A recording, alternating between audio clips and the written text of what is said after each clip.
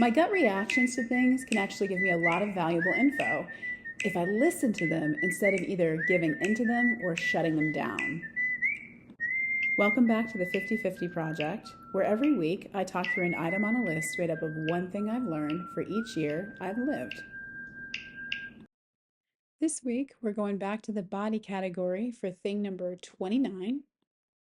Listen when you bristle.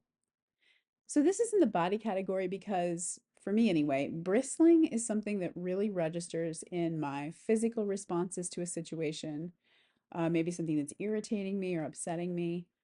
For an animal, of course, bristling is when, the hair on the back of a dog's neck actually stands up, or maybe when the hair in a cat's tail puffs up, that literal bristle, which is usually a sign of either rage or fear. So, to some degree, I'm talking about something that sets me off, such that my hair stands up on the back of my neck, or I get goosebumps, or my pulse quickens, or maybe my stomach drops, or my face flushes.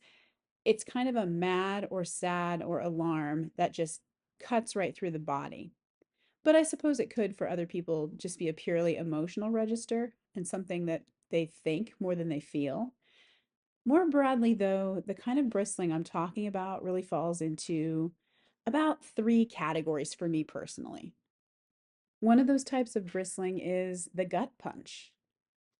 Like everybody in this prickly assed modern world of ours, I get my feathers ruffled or my feelings hurt about 400 times a day, probably.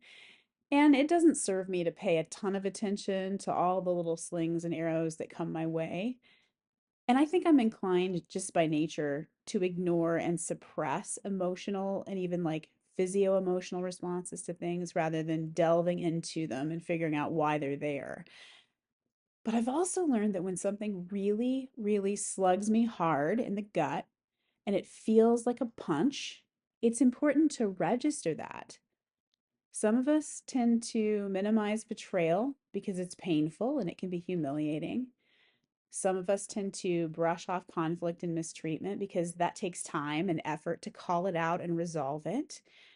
And we all live in a world, in a culture that relentlessly pathologizes grief and loss and sadness, I think because we're just terrified of it. And we'll get to that in this podcast eventually.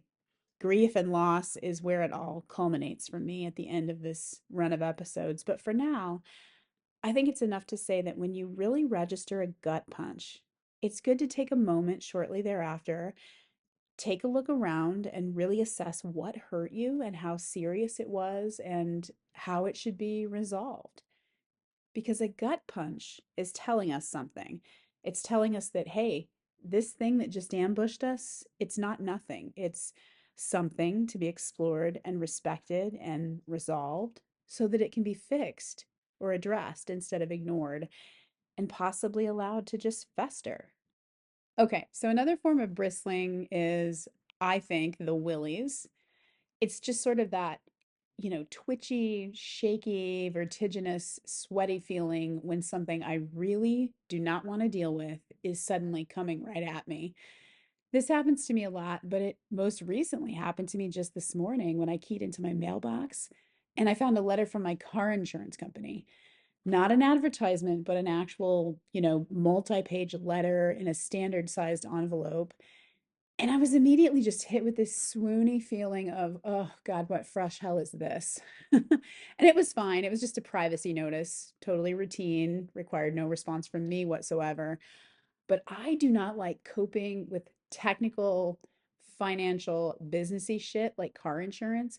And my immediate thought upon seeing that letter was, for absolutely no logical reason, oh, great. I bet they've canceled my policy and I'll have to find a new insurance company. And why would they cancel me in the first place? And I bet somebody has stolen my identity and caused a 95 car pileup in Wyoming or some shit. So my mind was just spinning.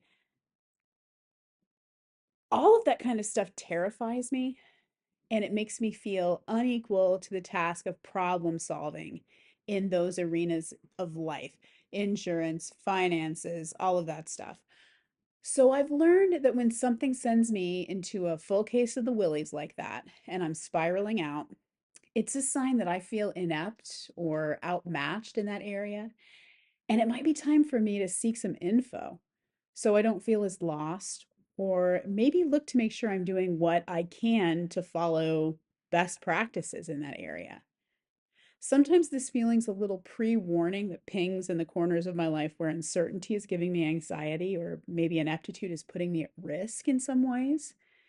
So it's good for me to take a second after one of these episodes and just ask myself, okay, what was all of that about? What am I spooked by here? And is that an irrational fear? Or is that my good old common sense speaking up and saying, I need to take another look at my policy, or I need to read an article on ID theft, or something like that? Okay, so a third version of bristling for me is what I call the rage surge, that wave of fury, that little bump in blood pressure, or sometimes that kind of high pitched mosquito noise that I suddenly hear in my ears when I know a tantrum is about to sweep over me. And I'm not talking about normal anger or irritation or anything that's situationally appropriate. I'm really talking about that moment when I can just feel that I'm about to lose my temper and lash out at somebody. And I think one of the single most valuable questions we can ask ourselves in a situation like that is, what makes me get mean? What's causing this? What's the feeling that lives underneath the meanness? If I can really feel myself about to go absolutely ham on somebody, it's time for me to ask, what is this really about? Because even though I'm not the warmest or cuddliest person on this planet, and although I can sometimes be cranky, I almost never really lose my shit on anybody. In fact, the more fraught the atmosphere, the calmer and steadier I tend to become. It's weird and sometimes unhelpful. But on those rare occasions when really about to lose my temper, I know that something kind of layered is probably happening there, and it merits further investigation before I take unfortunate action. One possibility is that something might have happened that triggered my sort of protective instincts. I tend to get more emotive in my anger on somebody else's behalf than I do on my own. And I'm not trying to make that sound noble, because it's not. It's often about a situation that isn't any of my business, or it's on behalf of a person who neither needs nor wants my involvement. And the kind of action you take when you're triggered and uncontrolled is never as helpful or effective as the kind of action you take when you're in possession of yourself and making intentional moves. So it's not even that helpful or useful when this happens. And these days, at this age, I've gotten better about just reeling myself in and saying, nope, we're not going to go vigilante mode right now. There are smarter and stronger moves you can make here, and there are better ways to help if you decide that that's what you want to do. Another thing that happens sometimes is that I have a really ugly tendency to mask the woundedness of jealousy with anger. It took me a while to puzzle this out about myself and realize that that rage surge is never a just or logical way of venting jealous behavior. And I don't want to make it sound like I was just running rampant in my teens, spearing people with my jealousy left and right. It wasn't like that. But I wasn't, it probably wasn't until I was in my 30s, maybe. I'm trying to recall now, but I think it was probably my mid 30s before I really, truly cracked the code on how closely feeling snarky about someone could be bound up with feeling bitter about something that person had. It was often less about whether this person was good or bad than it was about whether they were good enough to still have two living parents, or to grow up with a trust fund, or to win the big scholarship in the English department for the year, or go to prom with the quarterback, or whatever. There was not a football team at my high school and thus no quarterbacks. So I'm just kind of wildly grabbing at random examples here.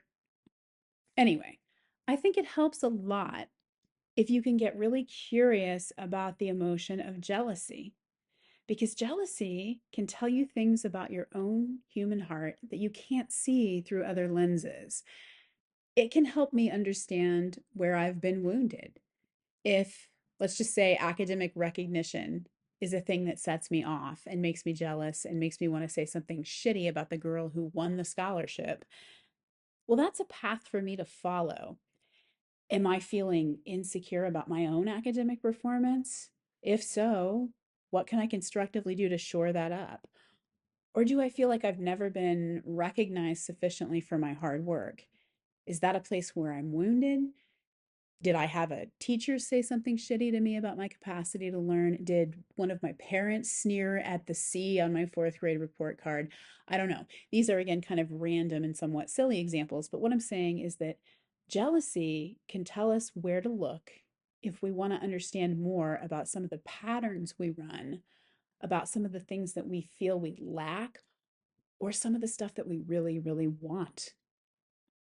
And I think that's really important, that capacity to clue us in to what we really want. It is so hard.